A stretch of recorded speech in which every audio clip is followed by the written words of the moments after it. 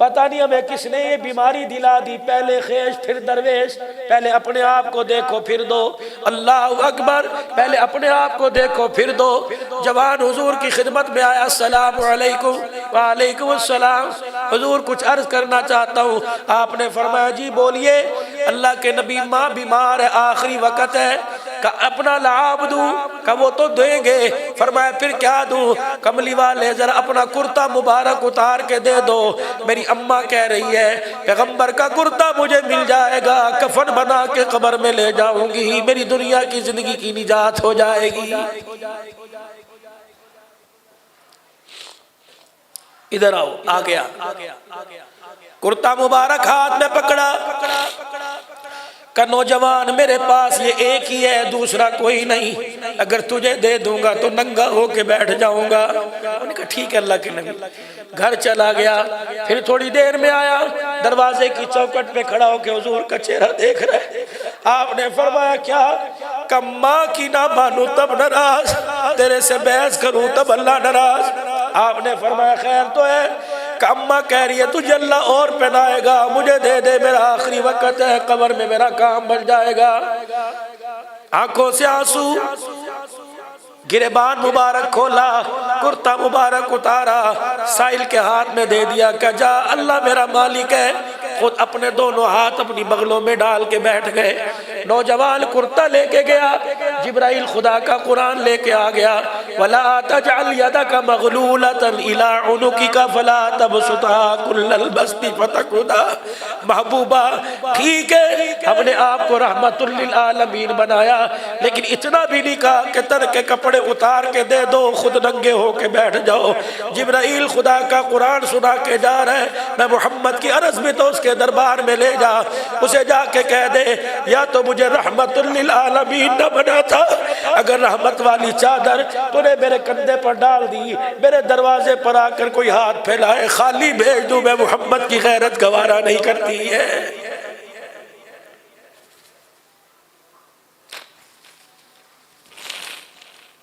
آج بہنیں واپس جا رہی ہیں، آج بیٹیاں روتی دروازے سے واپس جا رہی ہیں۔ قیامت کے دن اس نبی کو کیا جواب دو گے؟ اللہ اکبر، جو بیٹی کو سینے سے لگا کے رو رہا ہے۔ قیامت کے دن کالی کملی والے کو کیا جواب دو گے؟ اللہ اکبر، بیٹا پیدا ہو کہتا مبارکباد کیوں نہیں دیتے؟ بیٹی پیدا ہو کوئی مبارکباد دے گا، کس چیز کی مبارکباد؟ ایک بیٹی کے بعد دوسری بیٹی پیدا ہو جائے، ماں بیٹے کو سینے سے لگا کے کہتی ہے بیٹے صبر کر، اللہ کی مرضی۔ تیسری بیٹی پیدا ہو جائے، کہتے ہو میرے بچے کو کوئی تعویذ کرا کے دے گیا، پتہ نہیں کون سے گناہوں کی سزا مل رہی ہے۔ فرمایا او میرے بندو، اللہ کے پیارا نبی کہہ رہا ہو میرے امتیوں، او خدا کے بندو، بیٹی پیدا ہو، جس طرح بیٹے کی پیدائش میں مٹھائی تقسیم کرتا ہے، بیٹی کی پیدائش میں دگنی تقسیم کر۔ تجھے کیا پتا تیرے گھر میں اولاد نہیں آئی، تیرے گھر میں خدا کی رحمت آ گئی ہے۔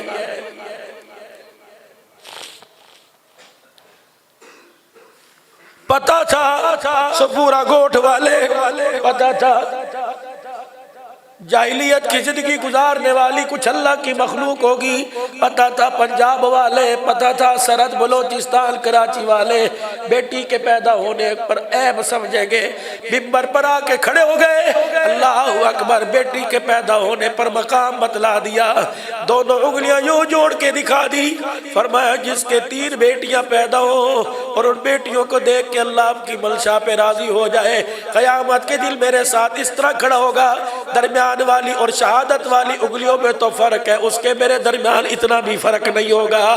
ایک صحابی کھڑے ہوئے کہ یا رسول اللہ جس کے 2، فرمایا اسے بھی بشارت، ایک کھڑے ہوئے کملی والے جس کے 1، فرمایا تربیت اچھی کر کے رشتہ اچھا کر دیا، ہاتھ پکڑ کر حوض کوثر پہ لے کے جاؤں گا، جی بھر کے حوض کوثر پلا کے میں ہاتھ پکڑ کر جنت کے دروازے پہ چھوڑ کے آؤں گا۔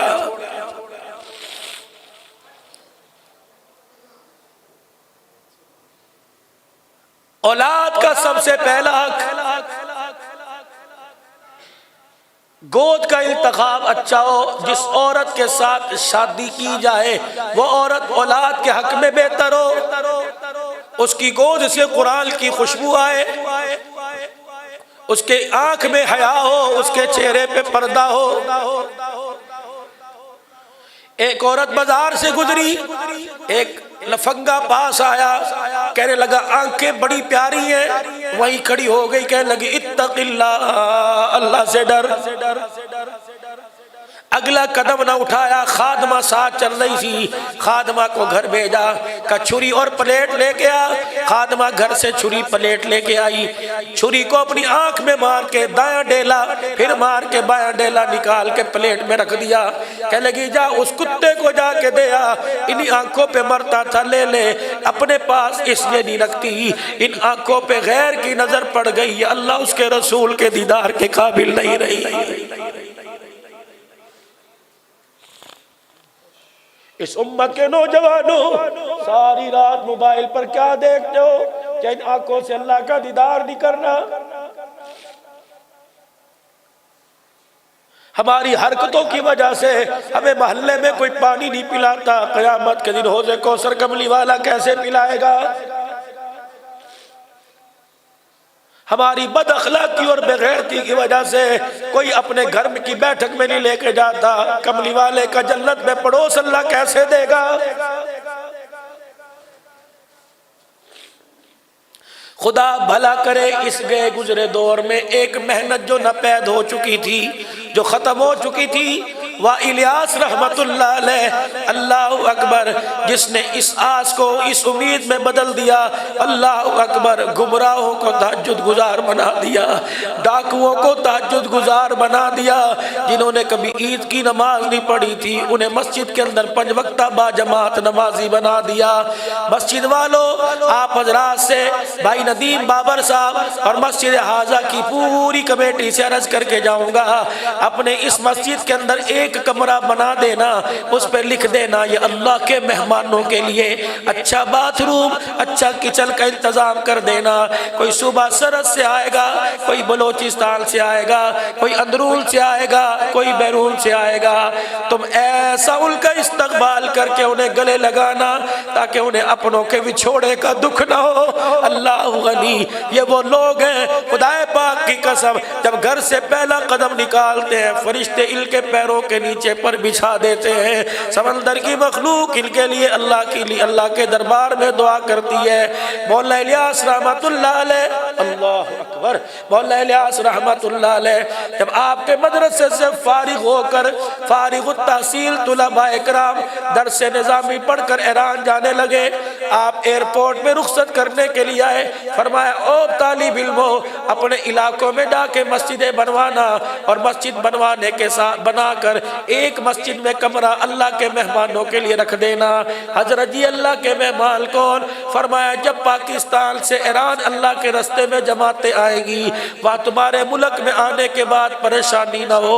طالب علم کہنے لگے، ہم نیچے منہ کر کے ہنسنے لگے، ہم نے کہا پیسے کے لیے ایران تو آئے گا، پیسے پاؤنڈ کے لیے انگلینڈ آئے گا اور ڈالر کے لیے امریکہ آئے گا، کوئی اللہ کا دین سنانے امریکہ تھوڑی آئے گا۔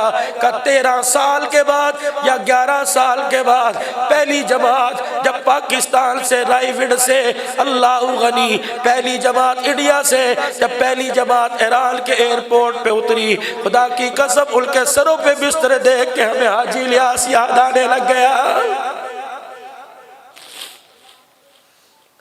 یہ ایسی محنت چلی، یہ چلی تو کچھوے کی چال سے، لیکن اس نے پوری دنیا کی بدنظمی کو نظم میں بدل کے رکھ دیا۔ حضرت جی الیاس رحمت اللہ علیہ کی گھر والی کہتی ہے رات کو یہ مرد سویا نہ کرتا بلکہ گھر کے کمرے میں چکر لگایا کرتا۔ میں پوچھا کرتی الیاس اپنے پہ رحم کھا، کہ اللہ اکبر، اپنے پہ رحم کھانے کی نہیں، حضور کی امت پہ رحم کھانے کا وقت آ گیا۔ فرمایا آنکھیں دیکھتی ہیں امت جہنم میں جا رہی ہے، الیاس بستر پہ کیسے سو سکتا ہے؟ فرمایا جب الیاس رحمت اللہ علیہ کا جنازہ اٹھنے لگا، آپ کے جسم کا وزن 35 کلو رہ گیا تھا، کڑ گیا امت کے۔